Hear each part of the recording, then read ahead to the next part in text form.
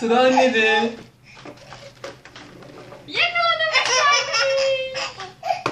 Yakala babası, yakala. Tut. Yakaladım. Şimdi annesi yakalasın. Geldi.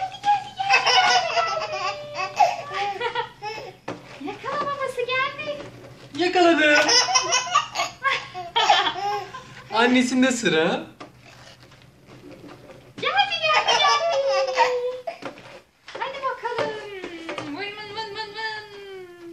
Geldi. Annesi yakala bakalım arabayı.